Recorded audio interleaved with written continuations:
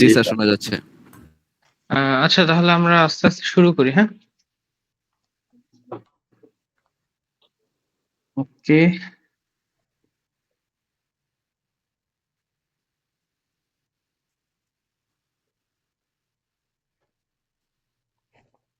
Screen দেখা যাচ্ছে, তাই না? জি স্যার। জি স্যার।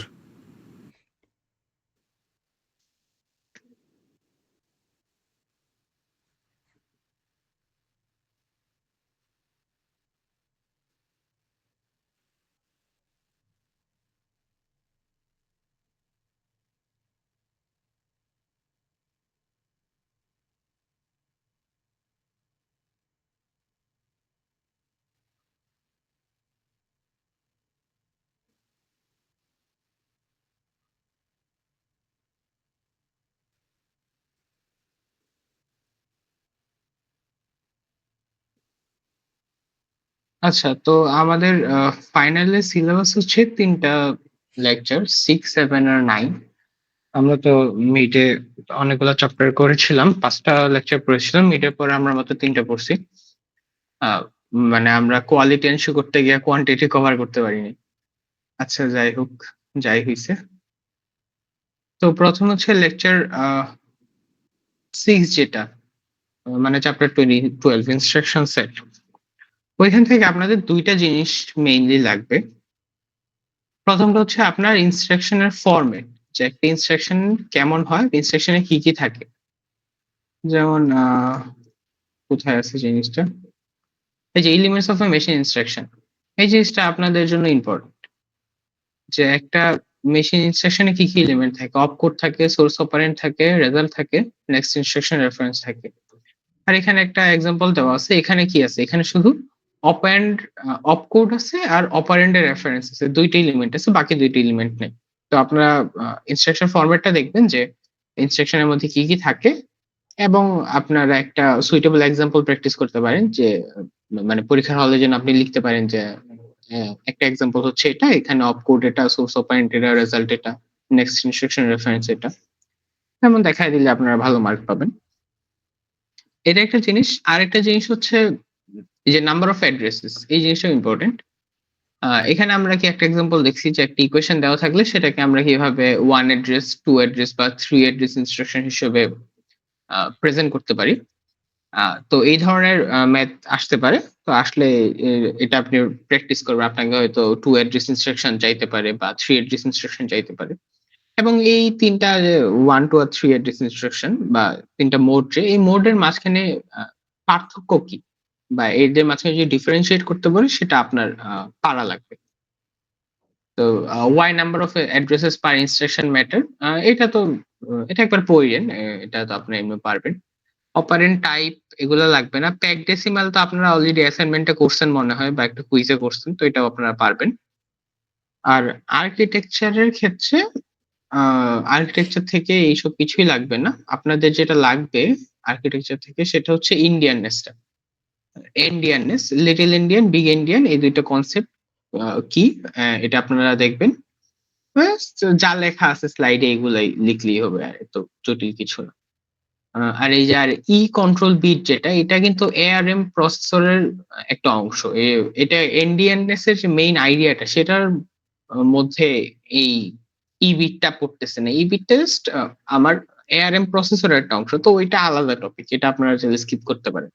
মূলত আপনার এনডিএনএস জিনিসটা কি, এই মানে ডেফিনেশনটা, তারপরে এই যে এই স্লাইডটাতে একটা ডায়াগ্রাম আছে সুন্দর, এই জিনিসটা, এই জিনিসগুলো আপনাদের লাগবে। আর এই কম্পারিজন সামারি, আপনারা যদি x86 আর এআরএম মানে ডিটেলস গুলা না পড়তে চান, আপনারা ওটা স্কিপ করতে পারেন, কিন্তু এই কম্পারিজন সামারিটা আপনারা একটু দেখবেন, যেন আপনারা দরকার হলে এই সামারি মানে কম্পারিজন যেন আপনারা করতে পারেন 2টার মাঝখানে। আচ্ছা, এগুলো লাগবে না, এগুলো লাগবে না, এগুলা আর দরকার নেই। তো আমাদের চ্যাপ্টার 6 থেকে মূলত ইনস্ট্রাকশন ফরম্যাট, এরপরে ইনস্ট্রাকশন, একটা ইনস্ট্রাকশনে কি কি মেইন ফিল্ড থাকে সেগুলা, একটা এক্সাম্পল আপনি দিলেন। তারপরে 1, 2 আর 3 ইনস্ট্রাকশন ফর্মে মোড যেগুলো আছে সেগুলার মাঝখানে আপনি ডিফারেন্সিয়েশনটা শিখবেন, যে এগুলোর মাঝখানে পার্থক্য কি, এবং আপনাকে কোনো একটা ইকুয়েশন দেওয়া থাকলে সেটা যেন আপনি মানে 1 অ্যাড্রেস বা 2 অ্যাড্রেস বা 3 অ্যাড্রেস কোশ্চেনে যেটা দেওয়া থাকবে সেভাবে যেন আপনি ওইটাকে মানে ইনস্ট্রাকশন সেট গুলাকে রিপ্রেজেন্ট করতে পারেন, ওইটা একটু বাসায় প্র্যাকটিস করবেন। আপনার ক্লাসে বলা হয়েছিল যে একটা এক্সাম্পল স্লাইডে দেওয়া আছে, অন্য এক দুইটা এক্সাম্পল আপনারা নিজের মতো করে বানাইতে পারেন। বাসায় বসে এমনি একটা এক্সাম্পল বানাইলেন, বানায় প্র্যাকটিস করলেন, করে তারপরে আপনাদের তো এখন মানে এআই আছে, চ্যাট জিপিটি আছে, চ্যাট জিপিটি কে পরে আপনি দিলেন, বললেন যে আনসার দেওয়ার জন্য, তো ও আপনাকে একটা আনসার দিবে, আপনি আপনার আনসার সাথে মিলাবেন, মানে দেখবে হয়তো আপনি বুঝতে পারবেন বা নিজেকে জাজ করতে পারবেন যে আপনি পারতেছেন কিনা। এটা গেল আমাদের লেকচার 6 এর কথা। তারপরে আমরা যাব হচ্ছে লেকচার 7 এ। লেকচার 7 হচ্ছে আমাদের ক্যাশ মেমোরি। ক্যাশ মেমোরির উপরে তো আমরা অলরেডি একটা কুইজ দিছি, তো এটা মোটামুটি আপনাদের অনেকটাই পড়া হইছে। তারপরেও এই চ্যাপ্টারটা আমি আবার বলে রাখি যে এই ক্যাশ মেমোরি চ্যাপ্টারটাই বেশি ইম্পর্টেন্ট। এই ক্যাশ মেমোরি চ্যাপ্টারটা খুব ইম্পর্টেন্ট, এটা আপনাদের সবসময় কাজে লাগবে। তো এখান থেকে আপনাদের যে ইয়াগুলা লাগবে, যে জিনিসটা লাগবে সবার আগে, যেটা সবচেয়ে ইম্পর্টেন্ট যেটা, সেটা হচ্ছে locality of reference. Temporal locality কি, স্পেশাল লোকালিটি কি, দুইটার মাঝখানে পার্থক্য কি, এগুলোর মাঝখানে ডিফারেন্সিয়েট করতে পারা, এই জিনিসটা আপনাদের জানা লাগবে যে দুইটার মাঝখানে আমি একটা পার্থক্য যেন লিখতে পারি বা দুইটা যেন আমি সুন্দর করে ডিফাইন করতে পারি। এটা গেল একটা জিনিস। তারপরে এই যে মেমোরি অ্যাক্সেস, যে এগুলা নিয়ে আপনারা কুইজে লিখছেন, তো মেমোরি অ্যাক্সেস আমি আর ফাইনালে দেই নাই, যেহেতু আমরা অলরেডি কুইজ এগুলা কোশ্চেন করে ফেলছি, তো মেমোরি অ্যাক্সেস বাদ, এটা লাগবে না। আপনার এই যে লোকালিটি অফ রেফারেন্স এটা লাগবে। তারপরে ইফেক্টিভ অ্যাক্সেস টাইমের ম্যাথ, এটা লাগবে। আপনারা যদি ইফেক্টিভ অ্যাক্সেস টাইমের ম্যাথ কেউ না পারছেন, তা ওর খাতা আমি দেখবো না, আমি ফেল করাই দিব, আমি বলে দিলাম। ইফেক্টিভ অ্যাক্সেস টাইমের অনেক সোজা একটা কোশ্চেন, এটা আপনারা দরকার হলে অনেকবার করে প্র্যাকটিস করবেন, আর কি করবেন আমি জানি না, কিন্তু এটা যেন আপনাদের কারো মিস না হয়, এই ম্যাথটা যেন আপনারা সবাই পারেন, এটা খেয়াল রাখবেন। আচ্ছা, গেল। তারপরে এখন ক্যাশ মেমোরিটা ইম্পর্টেন্ট কেন জানেন? কারণ এটার কনসেপ্টটা বুঝতে হবে যে ক্যাশ মেমোরি আর মেইন মেমোরির মধ্যে সম্পর্কটা কি, বা মেইন মেমোরি থেকে ডাটা কিভাবে ক্যাশ মেমোরিতে আসে। তো এখানে আমাদের যে একটা ডায়াগ্রাম ছিল, এটা আমরা ক্লাসে অনেকবার দেখাইছি, বা এটা নিয়ে আমরা অনেকবার আলোচনা করছি যে মেইন মেমোরির যে আমরা এরকম ব্লকে ভাগ করি, তারপর ওই এক একটা ব্লক যে ক্যাশ মেমোরি এক একটা লাইনে গিয়ে গিয়ে বসে, এই জিনিসটা, এই মেমোরি অর্গানাইজেশনটা আপনাকে বুঝতে হবে, এবং এটা যদি আপনাকে বলা হয় আপনাকে সেটা ডেসক্রাইব করতে পারা লাগবে। এটা গেল একটা জিনিস যে মেইন মেমোরি ডাটা কিভাবে ক্যাশ মেমোরিতে অর্গানাইজ করা হয়, এটা খুব ইম্পর্টেন্ট একটা জিনিস, এবং এটা আপনাদের একটা, এই ব্যাপারে আপনাদের একটা ক্লিয়ার ধারণা থাকা লাগবে। আচ্ছা, তারপরে এটা ইম্পর্টেন্ট না, অ্যাড্রেস ফরম্যাটটা ইম্পর্টেন্ট, কিন্তু আমরা অলরেডি এটা নিয়ে হচ্ছে কুইজে করলাম বা অ্যাসাইনমেন্ট করলাম, তো অ্যাড্রেস ফরম্যাট আপনারা ফাইনালের জন্য স্কিপ করতে পারেন, বাট এই কনসেপ্টটা ইম্পর্টেন্ট। এটা আপনারা পরবর্তীতে হয়তো আপনাদের অন্য কোনো কোর্সে লাগতে পারে, বা ইন্টারভিউ দিতে গেলে লাগতে পারে, এই জিনিসটা ইম্পর্টেন্ট আর কি, কিন্তু আমরা অলরেডি যেহেতু কয়েকবার প্র্যাকটিস করে নিছি, তো আমরা ফাইনালি এটার উপর থেকে কোশ্চেন করবো না। আচ্ছা, ম্যাপিং মেথড, ম্যাপিং মেথড আপনারা আসলে কুইজে আনসার করছেন, তো ম্যাপিং মেথডও বাদ দিতে পারেন। রিপ্লেসমেন্ট পলিসি, রিপ্লেসমেন্ট পলিসিটা ইম্পর্টেন্ট, কারণ এখান থেকে অনেকভাবে কোশ্চেন আসতে পারে। তো সহজভাবে যদি কোশ্চেন করা হয়, তাহলে আপনাকে জাস্ট জিজ্ঞেস করতে পারে যে কি কি রিপ্লেসমেন্ট পলিসি আছে। আর যদি একটু ট্রিকি করা হয়, করতে চাই, বা যদি একটু ট্রিকি করা হয়, তাহলে হতে পারে যে একটা সিনারিও দিয়ে বলবে যে এই সিনারিওর ক্ষেত্রে কোন রিপ্লেসমেন্ট পলিসিটা বেশি ভালো কাজ করবে, এমন একটা কোশ্চেন আমাদের একদম লাস্টে আছে। যেমন এই যে এখানে লুপস এর ক্ষেত্রে কোন রিপ্লেসমেন্ট পলিসি ভালো, র্যান্ডম অ্যাক্সেস এর ক্ষেত্রে কোনটা ভালো, স্ট্রিম ওয়ার্কলোডস এর ক্ষেত্রে কোনটা ভালো, এখানে যেরকম 3টা এক্সাম্পল দেওয়া আছে, এরকম আরো কিছু সিনারিও দেওয়া থাকতে পারে যে এই ধরনের ডাটা হইলে বা এই ধরনের অপারেশন হইলে কোন রিপ্লেসমেন্ট পলিসিটা ভালো কাজ করবে। তো এই জিনিসটা আপনারা চিন্তা করবেন যে এটা আসলে কোনটা দিলে ভালো হয়, এবং আপনারা যখনই এমন কোন কিছু আনসার যদি করা লাগে, যে আপনাকে জিজ্ঞেস করা হলো যে এটার জন্য কোন রিপ্লেসমেন্ট পলিসি ভালো, আপনি ওই পলিসিটা লেখার সাথে সাথে ওইটা একটু এক্সপ্লেন করার ট্রাই করবেন যে আমার মনে হয় এই কারণে এটা ভালো। তো এক্সপ্লেন করার সুবিধা হচ্ছে যে মাঝে মাঝে যদি এমন হয় যে আপনি যে আনসারটা করছেন সেই আনসারটা ভুল, কিন্তু আপনি আপনার আনসারের পক্ষে যুক্তি দিতে পারছেন, তাহলে এই যে যুক্তি দিতে পারলেন যে এই দক্ষতাটার কারণেও আপনি কিছু মার্ক পেয়ে যান। মানে ভুল হইলে দেখা যায় কিছু মার্ক আমরা দিয়ে দিই, কারণ আপনি ভুল করছেন কিন্তু আপনি আপনার ভুলের পক্ষে যুক্তি দিচ্ছেন। তো যে এরকম যুক্তি দেওয়াটা ইম্পর্টেন্ট। কোনো কিছু লিখলে ওইটার পক্ষে আপনার একটা আনসার দিলে মানে উম, মূলত অ্যানালাইসিস জাতীয় যে কোশ্চেন গুলো থাকে, যে এটা অ্যানালাইজ করো বা এটা কি হইতে পারে, মানে যেটা আপনার নিজের ভেবে বের করা লাগবে, যেটার কোনো ডেফিনিট আনসার নাই। তো এই ধরনের কোশ্চেন গুলোর ক্ষেত্রে আপনি যেটাই আনসার করেন সেটার পক্ষে যদি আপনি একটু যুক্তি দেখায় দিতে পারেন, তাহলে আনসারটা ভুল হইলেও সেটার জন্য একটু মার্ক পাওয়া যায়। কারণ আপনি কি আপনার আনসারটাকে আপনি ডিফেন্ড করতে পারলে আপনি মার্ক পাবেন, মেইন কথা যেটা।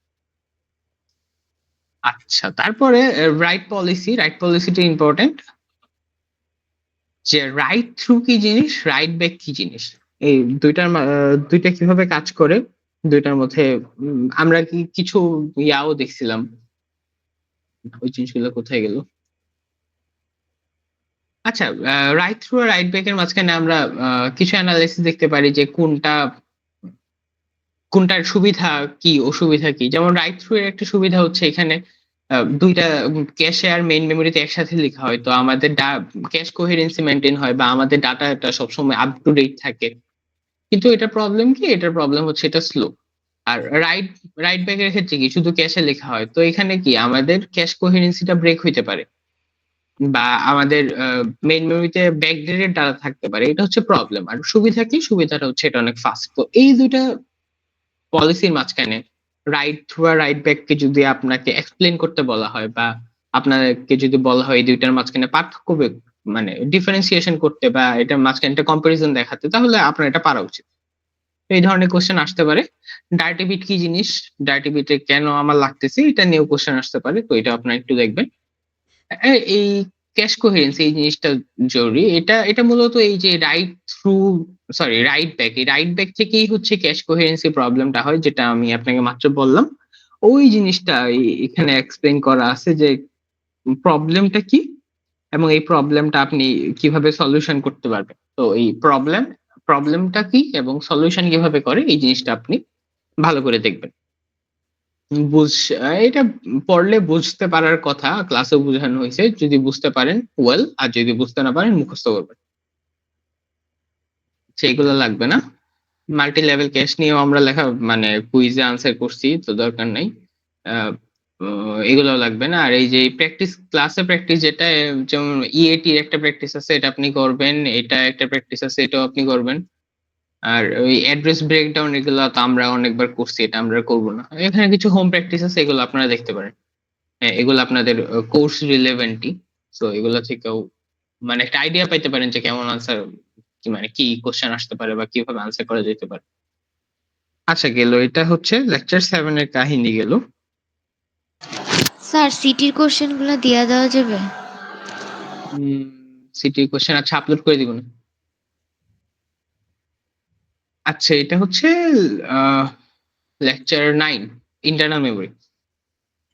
তো আমাদের তিনটা লেকচার, যে একটা হচ্ছে ইনস্ট্রাকশন ফরম্যাটের উপরে, একটা হচ্ছে ক্যাশ মেমোরির উপরে, আরেকটা হচ্ছে ইন্টারনাল মেমোরির উপরে। এই তিনটা লেকচারের মধ্যে ক্যাশ মেমোরি লেকচারটা সবচেয়ে ইম্পর্টেন্ট।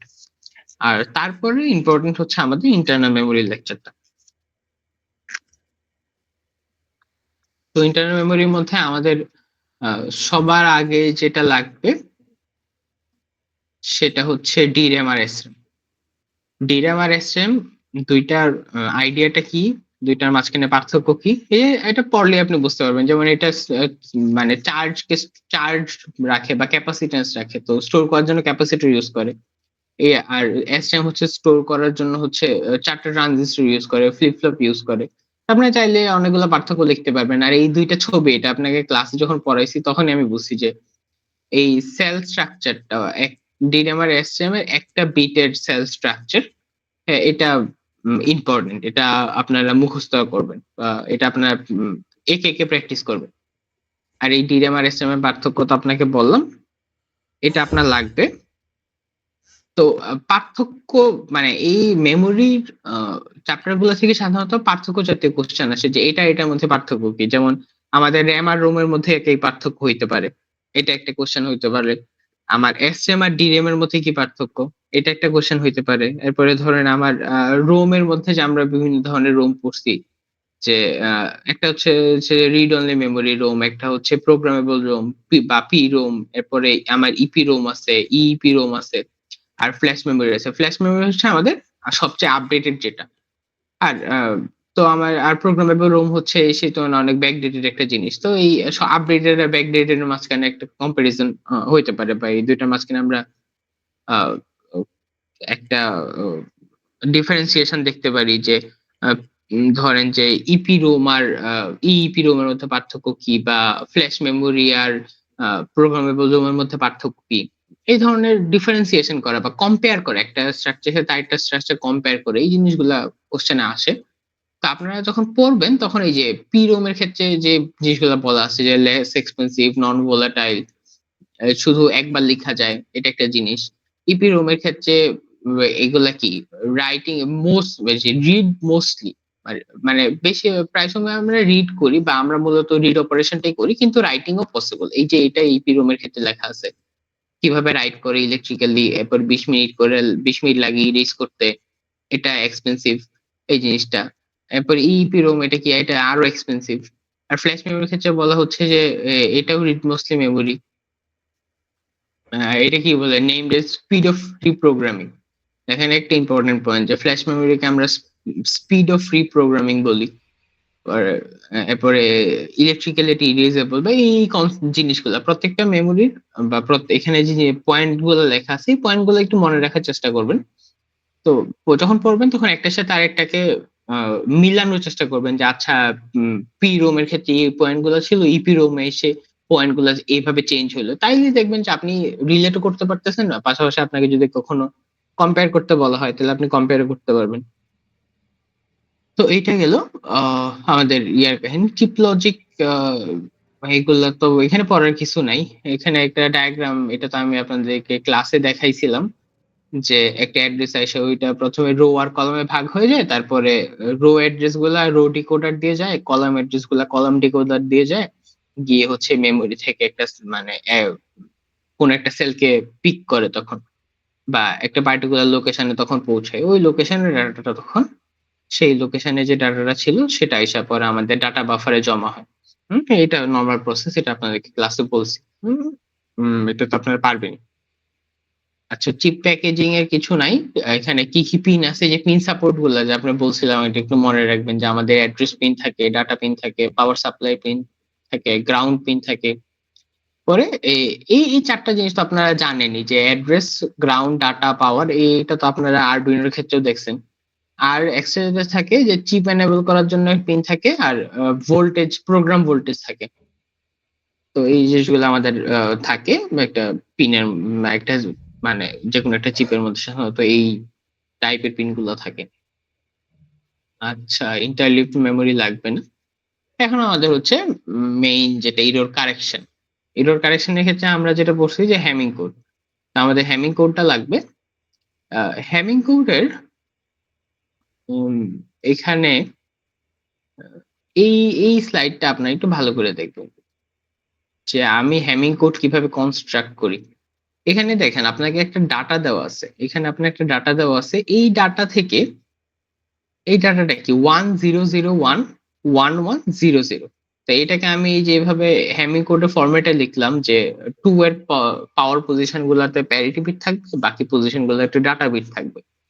এভাবে লিখলাম যে 1, 2, 4 আর 8 নাম্বার পজিশনে প্যারিটি বিট রাখলাম, বাকি পজিশন গুলোতে ডাটা বিট রাখলাম। প্রথম ডাটা বিটটা 3 নাম্বার পজিশনে, দ্বিতীয় ডাটা বিটটা হচ্ছে ৫ নাম্বারে, ৬ এর পরেরটা ৬ পরেরটা ৭ এ, পরেরটা ৯ এ, ১০ এ, ১১ তে, ১২ তে এভাবে রাখলাম। তো এই ডাটাটা থেকে বা এই গিভেন ডাটা বিটটা থেকে হচ্ছে আমরা এই পুরা লাইনটা কনস্ট্রাক্ট করলাম। তারপরে কি এখানে আমার ডাটা বিট গুলো জানাই আছে। প্যারিটি বিট গুলা যে ৪ টা P1, P2, P4 আর P8, এটা আমাদের জানা নাই। তো এটা জানার জন্য আমাদের এই যে এখানে সূত্র আছে। এই সূত্র দিয়ে আমরা হচ্ছে এই ৪ টা প্যারিটি বিট এর মানে কি বলে, ৪ টা প্যারিটি বিটের ভ্যালু কি হবে সেটা বের করতে পারবো, বা সেটা আমরা বের করলাম। বের করে আমরা পরে আস্তে, আস্তে এই ম্যাথটা শেষ, মানে পরে আমরা এই ৪ টা প্যারিটি বিটের ভ্যালু বের করি। ৪ টা প্যারিটি বিটের ভ্যালু বসায় হচ্ছে ফাইনাল এই হ্যামিং কোডটা পাই। তো এটা হচ্ছে বুঝতে হবে যে একটা ডাটা দেওয়া থাকলে ওই ডাটা থেকে হ্যামিং কোডটা কিভাবে পাওয়া যায়। তো এটাকে বলা হচ্ছে হ্যামিং কোড কনস্ট্রাকশন, যে কল হ্যামিং কোড কনস্ট্রাক্ট করা। এটা একটা জিনিস। আর একটা জিনিস হচ্ছে যে আপনার যদি হ্যামিং কোড কনস্ট্রাক্ট করা হয়ে থাকে, তারপরে আপনার ওই সিনড্রোম ওয়ার্ড ক্যালকুলেশন যেটা, ওইটা দিয়ে হচ্ছে আমরা তারপরে ইয়া করতে পারবো, সিনড্রোম দেখে বুঝতে পারবো যে আমাদের কি প্রবলেম হয়েছে। আমাদের যদি মানে সিনড্রোম ওয়ার্ডে কোনো ওয়ান না থাকে, সবগুলো যদি জিরো হয়, তাহলে বুঝতে হবে যে কোনো ইরর নাই। যদি একটা ওয়ান থাকে, যে সিনড্রোম ওয়ার্ডটা থাকবে, সেটা যদি একটা ওয়ান থাকে, তাহলে তার মানে হচ্ছে প্যারিটিভিতে প্রবলেম হয়েছে। তো সেক্ষেত্রে আমাদের কোনো কারেকশনের দরকার নেই।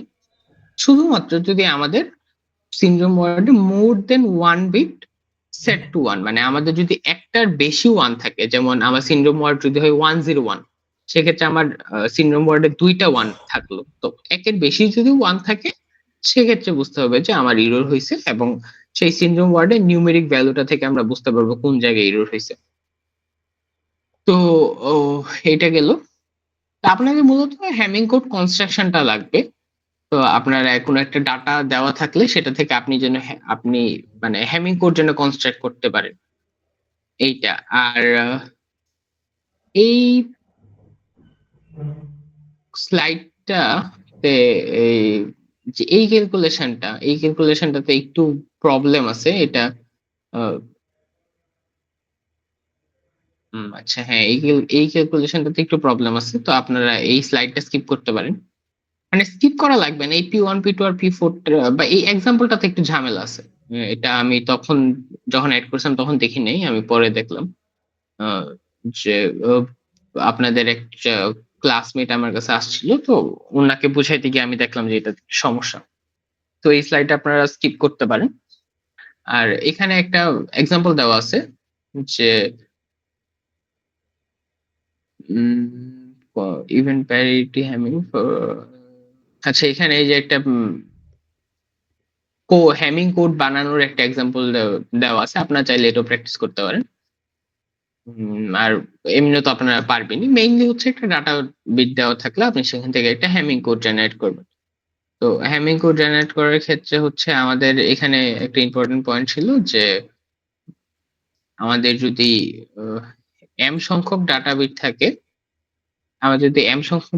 থাকে, তাহলে সেটার জন্য আমার কে সংখ্যক প্যারিটি বিট লাগবে। আর এম আর কে এর মাঝখানে সম্পর্কটা হচ্ছে 2 to the power k - 1 is greater than equal m plus k. এখানে আপনি এম এর মান জানেন। আপনাকে যদি 8 বিট ডাটা দেওয়া থাকে, তাইলে আপনার এম এর মান হলো 8, আর কে এর বিভিন্ন মান বসে আপনি দেখবেন যে কোন মানের জন্য এই অসমতাটা বা এই সম্পর্কটা হচ্ছে সত্যি হয়। তা আমাদের এখানে এক্সাম্পল হিসেবে কে এর ভ্যালু 3 যখন বসাই, তখন আমরা দেখি যে এই অসমতাটা সত্যি হয় না। কিন্তু আমরা যখন কে এর ভ্যালু 4 বসাই, তখন দেখি যে এটা সত্যি হয়। তার মানে আমার এম এর ভ্যালু যদি 8 হয়, তাহলে সেটা করেসপন্ডিং এ আমার কে এর ভ্যালু 4 লাগবে। তো এটা আপনার এভাবে ক্যালকুলেট করে দেখাইলে ভালো। আর আপনার এমনি ডিরেক্টলিও লিখে ফেলতে পারেন, সমস্যা নেই। তো নরমালি হয় যে 8 বিট ডাটা হইলে সেটার জন্য 4 বিটে প্যারিটি লাগে, এই আর কি। আচ্ছা, এই তো টুকি এগুলাই হচ্ছে আপনার লাগবে। তো শেষ।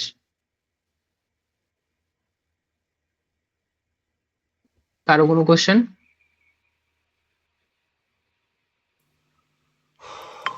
No sir sir. থিওরি আর ম্যাথের ভিতরে স্যার কেমন রেশিও থাকবে?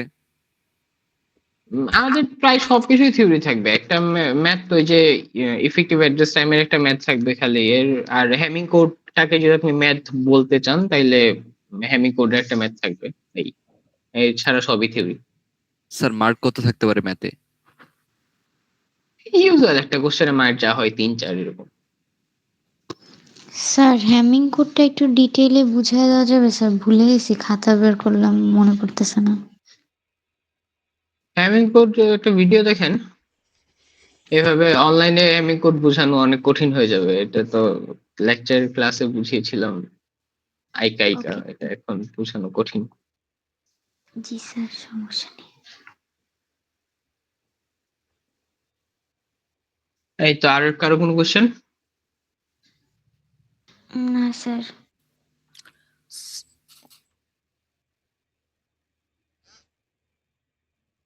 ওকে, তাহলে আমরা কি করবো? আমরা আপনাদের অ্যাটেন্ডেন্স স্যার দেবো। একটা কোশ্চেন ছিল স্যার।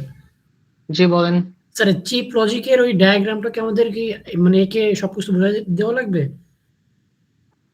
না, চিপ লজিং এর ডায়াগ্রাম একে বোঝানো লাগবে না, এটা আপনাদের জাস্ট এমনি কিভাবে কাজ করে সেটা বোঝানোর জন্য বলছিলাম আর কি, এটা লাগবে না। স্যার আর ওই হ্যামিং করে লাস্টের স্লাইডের মানে একদম লাস্টের পেজ স্যার, এই মানে টেবিলটাতে স্যার কি বুঝাইতেছে স্যার, এটাই তো বুঝতেছি না।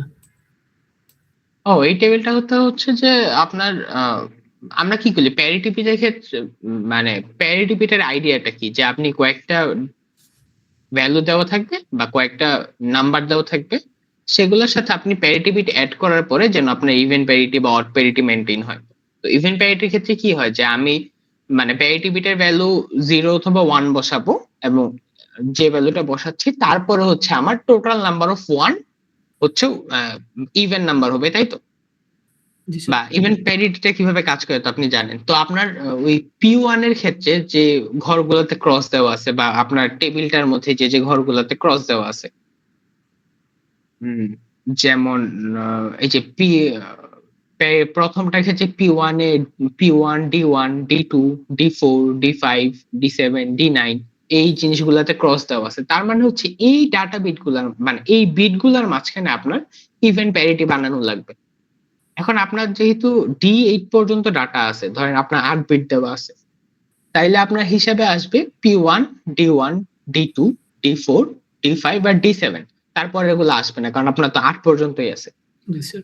এই এই বিট গুলার মাঝখানে যেগুলা ক্রস দেওয়া, জাস্ট ওই বিট গুলার মাঝখানে আপনার ইভেন প্যারিটি বানানো লাগবে। তা আপনার কাছে তো D1 D2 D4 D5 আর D7 এর ভ্যালু অলরেডি আছে, যেহেতু আপনাকে মানে ডাটা বিটটা দেওয়া আছে, তো আপনি এই বিট গুলার ভ্যালু আপনি জানেন। ওইগুলা দেখে আপনি হচ্ছে P1 এর একটা ভ্যালু বসাবেন, যে P1 এর ভ্যালু 1 বসাইলে ইভেন প্যারিটি হচ্ছে নাকি P1 এর ভ্যালু 0 বসাইলে ইভেন প্যারিটি হচ্ছে। তো এটা দেখে আপনি P1 এর একটা ভ্যালু বসাবেন, তো ওইটাই হবে আপনার মানে P1 এর ভ্যালু, বা ওইটা হবে আপনার আনসার আর কি।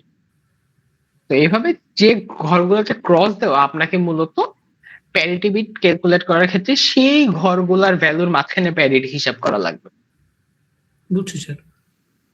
তো আপনার যদি 8 ধরেন আপনার যে 8 বিট দেওয়া আছে, আপনাকে যদি প্যারিটি ক্যালকুলেট করতে হয় তাহলে আপনি সব মানে সব প্যারিটির জন্য সব বিট দেখবেন না। যেমন P1 এর জন্য আপনি কয়েকটা বিট দেখবেন, P2 এর জন্য আপনি ডিফারেন্ট কয়েকটা বিট দেখবেন, P4 এর জন্য হয়তো অন্য আরো কয়েকটা বিট দেখবেন। এটা জাস্ট কোন বিট দেখবেন সেটার নিয়মটাই হচ্ছে এই মানে টেবিলটাতে দেওয়া। তো এই টেবিলটা আমাদের আগেও আছে, আমাদের যে স্লাইড 28 এর মধ্যে এই টেবিলটা আছে, ওটা মূলত এক টেবিলই। বুঝতে পারছেন? জি স্যার, বুঝছি।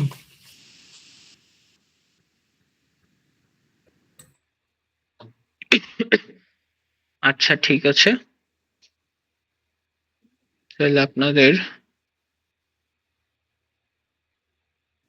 আমরা একটু ছোট্ট করে অ্যাটেন্ডেন্স নেওয়ার চেষ্টা করি।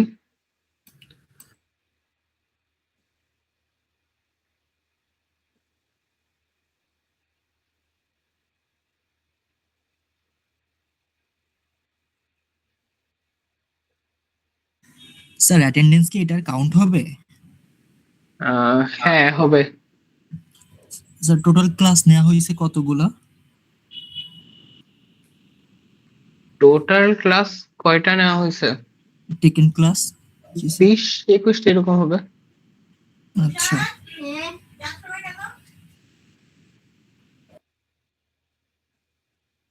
আচ্ছা, বর্ষণ আছে? বর্ষণ, সৌরন, ইমরান, ব্রাজিল, সিং কেউ আছেন? নাম